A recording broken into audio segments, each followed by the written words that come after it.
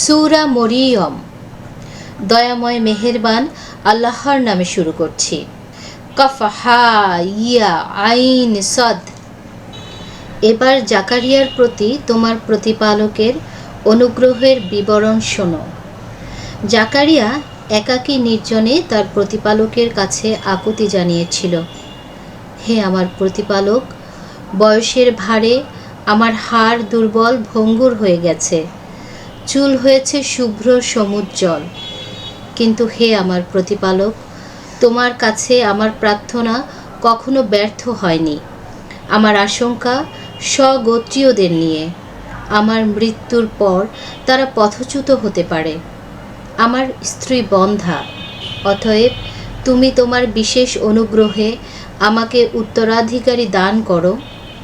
সে হবে আমার ও ইয়াকুবের বংশের উত্তরসূরি। হে আমার প্রতিপালক, সে যেন তোমার সন্তোষভাজন হয়। তার প্রার্থনা কবুল করে বলা হলো, হে জাকারিয়া, তোমাকে পুত্র সন্তানের সুসংবাদ দেয়া হচ্ছে। তার নাম হবে ইয়াহিয়া। এর আগে এই নামে আমি কারো নামকরণ করিনি। জাকারিয়া বলল, হে আমার প্রতিপালক, আমার সন্তান হবে কেমন করে? আমার স্ত্রী তো বন্ধ্যা, আর আমি বয়সের শেষ প্রান্তে। জবাবে ফেরেশতারা বলল, এমনটাই হবে। তোমার প্রতিপালক বলেছেন, এ তো আমার জন্য অতি সামান্য কাজ।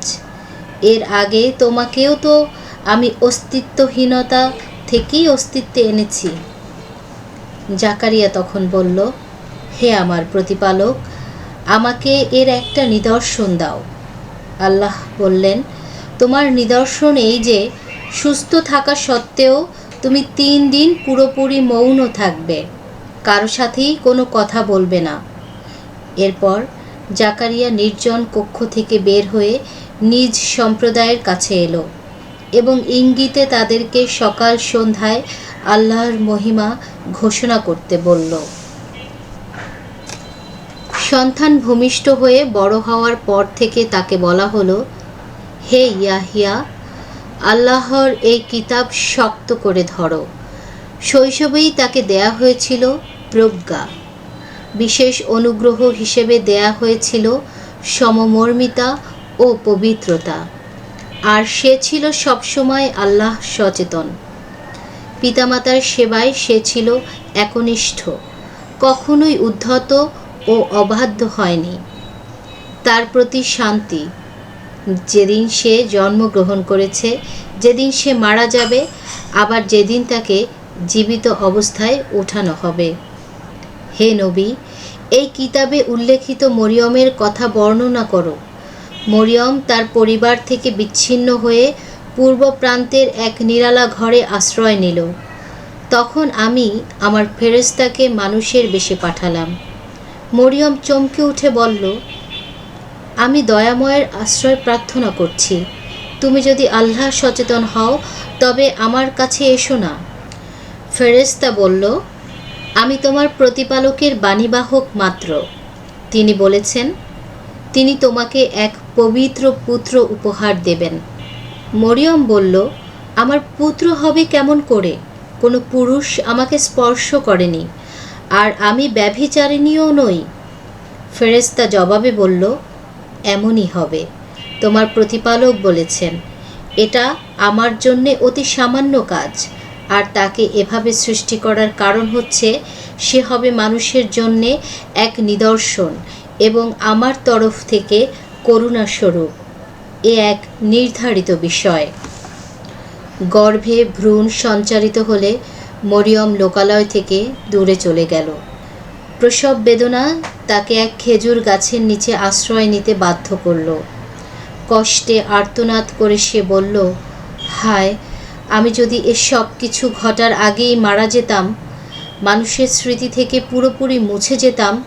তখন ফেরেশতা আরও একটু নিচ থেকে বলল, তুমি দুঃখ করো না, চোখ মেলো। তোমার প্রতিপালক তোমার পায়ের কাছেই এক ঝর্ণাধারা সৃষ্টি করেছেন, আর খেজুর গাছে ঝাঁকি দাও, তাজা পাকা খেজুর তোমার হাতের কাছেই পড়বে। অতএব খেজুর খাও পানি পান করো আর চোখ জোড়াও। কোনো মানুষ দেখলে বলবে, আমি দয়াময়ের উদ্দেশ্যে মৌনতার মানত করেছি, তাই কারো সাথেই কোনো কথা বলবে না। অতপর সে তার সন্তানকে নিয়ে তার সম্প্রদায়ের কাছে হাজির হলো। ওরা বলল, মরিয়ম, তুমি তো অদ্ভুত কাণ্ড করেছ। হে হারুনের বোন, তোমার পিতাও অসৎ ছিল না, তোমার মাও ব্যভিচারিণী ছিল না। মরিয়ম শিশুর দিকে ইঙ্গিত করল। ওরা বলল, কোলের শিশুর সঙ্গে আমরা কেমন করে কথা বলবো? শিশুটি বলে উঠল, আমি তো আল্লাহর বান্দা, তিনি আমাকে কিতাব দিয়েছেন ও নবী করেছেন। আমি যেখানেই থাকি না কেন, তিনি আমাকে বরকতময় করেছেন, আমাকে নির্দেশ দিয়েছেন জীবিত থাকা পর্যন্ত নামাজ কায়েম ও জাকাত আদায় করার। আমাকে আমার মায়ের সেবক করেছেন, তিনি আমাকে উদ্ধত ও হতভাগ্য করেননি। যেদিন আমি জন্মগ্রহণ করেছি সেদিন আমার প্রতি ছিল সালাম, যেদিন আমি মারা যাব আর যেদিন পুনরুত্থিত হব সেদিনও থাকবে সালাম। এই হচ্ছে মরিয়ম পুত্র ঈসার সত্য ঘটনা, যা নিয়ে ওরা বিতর্ক করে। সন্তান গ্রহণ করা আল্লাহর কাজ নয়, তিনি পবিত্র মহামহিম। তিনি যখন কিছু করতে চান তখন শুধু বলেন হও, আর তা হয়ে যায়। ঈসা বলেছিল, নিশ্চয়ই আল্লাহ আমার ও তোমাদের প্রতিপালক, তাই শুধু তারই ইবাদত করো। এই হচ্ছে সরল পথ। কিন্তু বিভিন্ন সম্প্রদায় ঈসার বিষয়ে নিজেদের মধ্যে মতবিরোধ সৃষ্টি করল। আসলে যারাই সত্য অস্বীকার করবে মহাবিচার দিবসে তারাই সম্মুখীন হবে দুর্ভোগের। ওরা যেদিন আমার কাছে আসবে সেদিন ওরা সকল সত্য শুনতে ও দেখতে পাবে। যাই হোক, এ সীমা লঙ্ঘনকারীরা আজ সুস্পষ্ট বিভ্রান্তিতে নিমজ্জিত। এখন ওরা বেপরোয়া হয়ে বিশ্বাস থেকে দূরে অবস্থান করছে। হে নবী, ওদের সতর্ক করে দাও। পরিতাপ দিবসে সত্য মিথ্যার চূড়ান্ত ফয়সালা যখন হবে তখন ওদের আফসোস করা ছাড়া কিছুই করার থাকবে না। নিশ্চয়ই পৃথিবীর সব কিছুরই চূড়ান্ত মালিকানা আমার থাকবে এবং সব কিছু আমার কাছেই ফিরে আসবে। হে নবী, এই কিতাবে উল্লেখিত নবী ও সত্যনিষ্ঠ ইব্রাহিমের কথা ওদেরকে বলো। ইব্রাহিম তার পিতাকে বলল, হে আমার পিতা, তুমি কেন এমন কিছুর উপাসনা করো যা দেখেও না, শোনেও না, তোমার কোনো কাজেও আসে না? হে আমার পিতা, আমার কাছে এমন জ্ঞান এসেছে যা তোমার কাছে আসেনি, সুতরাং আমাকে অনুসরণ করো, আমি তোমাকে সঠিক পথ দেখাবো। হে আমার পিতা, শয়তানের উপাসনা করো না, শয়তান তো দয়াময়ের বিরুদ্ধাচরণ করেছে। হে আমার পিতা, আমার ভয় হয় দয়াময়ের শাস্তি তোমার উপর পড়বে, তখন তুমি বুঝবে যে তুমি শয়তানের বন্ধু হয়ে গেছো। জবাবে পিতা বলল, হে ইব্রাহিম, তুমি কি আমার উপাস্যদের বিরুদ্ধাচরণ করছো?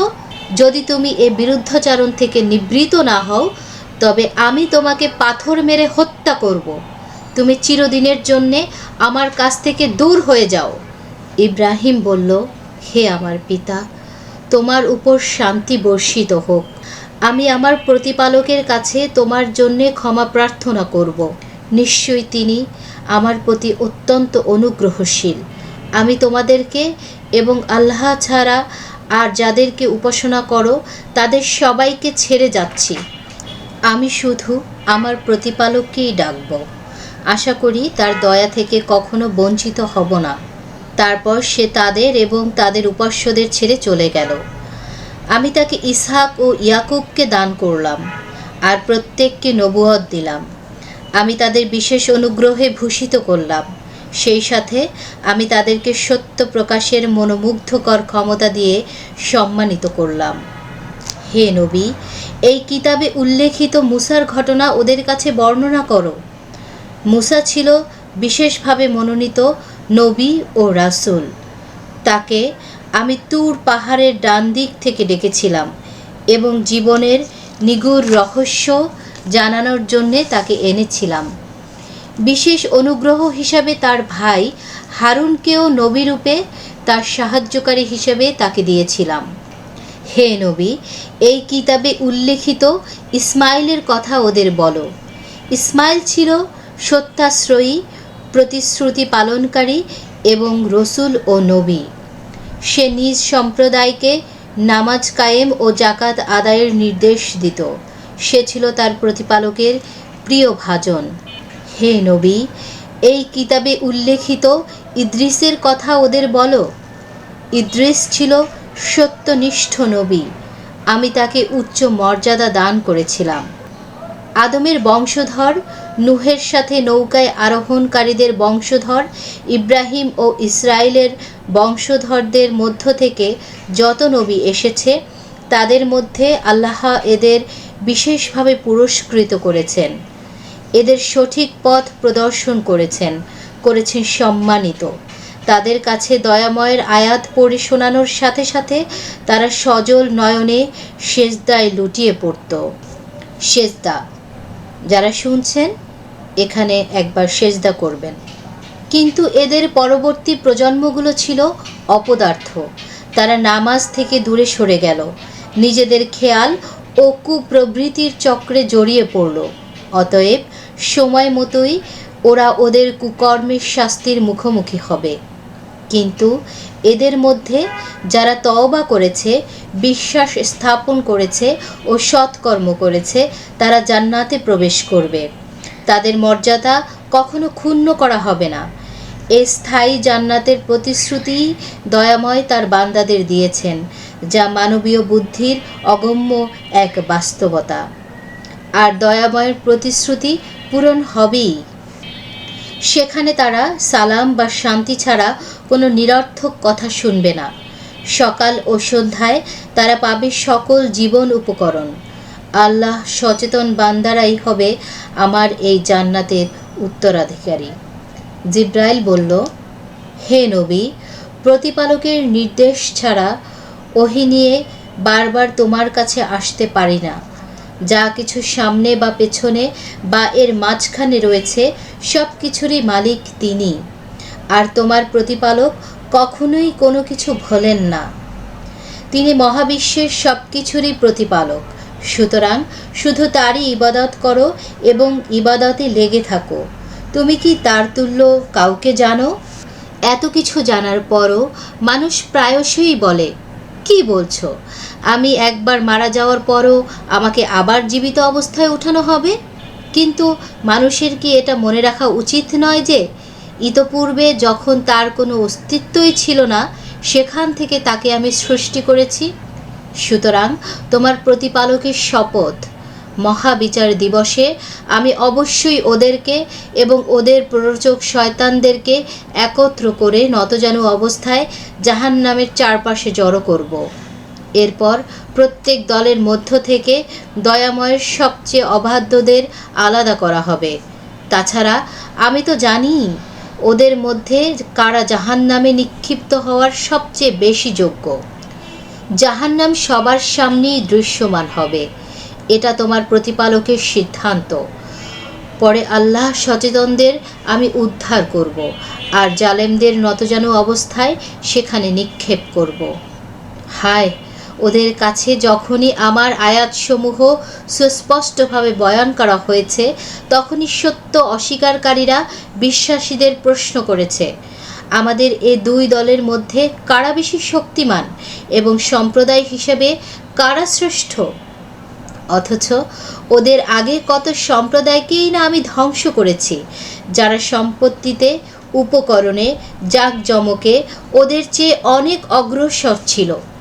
হে নবী, ওদের বলো, যারা বিভ্রান্তিতে লিপ্ত, দয়াময় তাদের প্রচুর অবকাশ দিচ্ছেন, যাতে করে তারাও তাদের ভুল বোঝার সুযোগ পায়। এ অবকাশ অব্যাহত থাকবে সতর্কিত বিষয় প্রত্যক্ষ করার পূর্ব পর্যন্ত। তা পার্থিব শাস্তিরূপে হোক অথবা মহাবিচার দিবসের শাস্তি।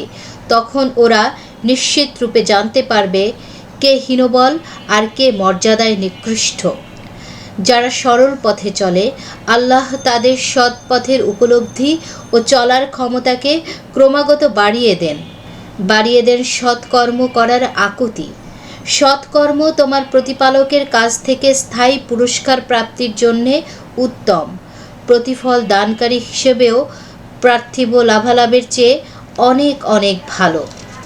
হে নবী, তুমি কি চিন্তা করেছ ওরা কি ধরনের লোক যে আমার আয়াতকে প্রত্যাখ্যান করে এবং বলে, আমাকে তো ধন সম্পত্তি ও সন্তান সন্ততি দেয়া হবেই। সে কি গায়েবী খবর জানে বা দয়াময়ের কাছ থেকে কোনো প্রতিশ্রুতি পেয়েছে? না, এ সত্য নয়। সে যা বলে তা লিখে রাখা হবে এবং তার শাস্তির পরিমাণ বাড়তে থাকবে। মৃত্যুর পর তার কথিত সব সম্পত্তির মালিক আমিই হব, আর মহাবিচার দিবসে সে একাই আমার কাছে হাজির হবে। ওরা আল্লাহ ছাড়া অন্য উপাস্য গ্রহণ করে এটা ভেবে যে ওই উপাস্যরা ওদের সহায় হবে। না, এ ধারণা একেবারেই অবান্তর। মহাবিচার দিবসে এই উপাস্যরা ওদের উপাসনাকে অস্বীকার করবে এবং উপাসনাকারীদের বিপক্ষে অবস্থান নেবে। হে নবী, তুমি কি লক্ষ্য করো না যে সত্য অস্বীকারীদেরকে পাপে প্রলুব্ধ করার জন্যে সকল শয়তানি শক্তিকে ছেড়ে দিয়েছি? অতএব তুমি ওদের উপর আযাব নাজিলের বিষয়ে অস্থির হয়ো না। ওদের ব্যাপারে দিন গণনা শুরু হয়ে গেছে। সেদিন আল্লাহ সচেতনরা সম্মানিত মেহমান হিসেবে দয়াময়ের দরবারে সমবেত হবে, আর অপরাধীদের তৃষ্ণার্ত পশুর পালের মতো জাহান্নামের দিকে তাড়িয়ে নিয়ে যাওয়া হবে। সেদিন দয়াময়ের অনুমতিপ্রাপ্ত ব্যক্তি ছাড়া আর কেউই সুপারিশ করতে পারবে না। ওরা বলে, দয়াময় সন্তান নিয়েছেন। কি উদ্ভট ও বিভৎস কথা! দয়াময়ের উপর সন্তান আরোপ করার কারণে অসম্ভব নয় যে আকাশ ফেটে চৌচির হয়ে যেতে পারে, জমিন বিদীর্ণ হয়ে যেতে পারে, পর্বতমালা হতে পারে চূর্ণ বিচূর্ণ। আসল সত্য হচ্ছে, দয়াময়ের সন্তান নেয়ার কল্পনা করাও এক সংকীর্ণ অশোভন চিন্তা। মহাকাশ ও পৃথিবীতে এমন কেউ নেই যে দয়াময়ের কাছে দাস হিসেবে হাজির হবে না। সবার ব্যাপারেই তিনি জ্ঞাত, সবাইকে নির্ভুল সংখ্যাকৃত করে রেখেছেন, আর মহাবিচার দিবসে সবাই একাকী হাজির হবে তার কাছে। যারা বিশ্বাস স্থাপন করে এবং সৎকর্ম করে, দয়াময় তাদেরকে পরম মমতায় সিক্ত করবেন। এই লক্ষ্যেই কোরআনকে আমি তোমার ভাষায় সহজ করে নাজিল করেছি। হে নবী, ফলে তুমি আল্লাহ সচেতনদের সুসংবাদ দিতে পারবে এবং বিতর্ক ও কলহবাজদের সতর্ক করতে পারবে। ইতিহাস থেকে ওরা শিক্ষা নেয় না। ওদের আগে কত প্রজন্মকে আমি ধ্বংস করে দিয়েছি। তুমি কি এখন ওদের কাউকে খুঁজে পাবে, না কারো কণ্ঠের ক্ষীণ শব্দ শুনতে পাবে?